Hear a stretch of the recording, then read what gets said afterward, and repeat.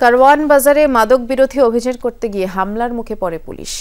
আসামি ধরতে পারলেও পুলিশকে কুপিয়ে ঘেরাও করে সে আসামিকে ছিনিয়ে নেয় মাদকাসক্তরা। পুলিশের উপর এমন ভয়াবহ হামলার ঘটনায় দুজনকে গ্রেফতার করেছে তেজগাঁ থানা পুলিশ। রাব্বি সিদ্দিকী বিস্তারিত জানাবেন।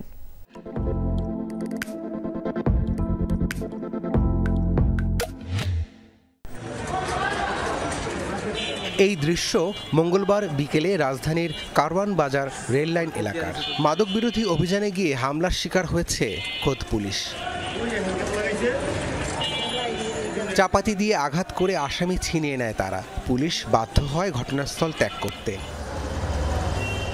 প্রত্যক্ষদর্শীরা দিলেন সেদিনকার বর্ণনা।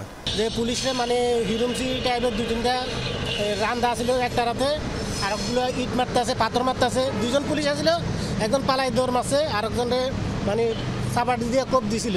প্রথমে দুইজন ছিল, আমরা দুইজনটা দেখছি, আরেকজনটা দেখি না, পরে শুনছি আর কি তিনজন ছিল। এই ঘটনায় আতঙ্কে আছেন সাধারণ মানুষ ও ব্যবসায়ীরা। দুজন পুলিশ অফিসার দৌড়াই ফলাইছে, আর পরে অফিসার হেরা বাদ দিয়ে ছেড়ে দিচ্ছে। যারা এগুলো করছে এগুলো তো এলাকায় থাকে না, এরা বাইরে, যারা এগুলো করে এগুলো এখানে থাকে না। পুলিশ জানিয়েছে হামলার ঘটনায় মামলা হয়েছে, দুজনকে গ্রেফতারও করা হয়েছে। গাঁজা ধরতে গেছিল তো তিনজনের মাদক ধরতে গেলে এই যেটা দেখতে অ্যাটাক করছে। পরে আমরা যারা এগুলি করছে তাদের বিরুদ্ধে একটা পুলিশ মামলা নিয়ে নিচ্ছি। রাব্বি সিদ্দিকী, যমুনা নিউজ, ঢাকা।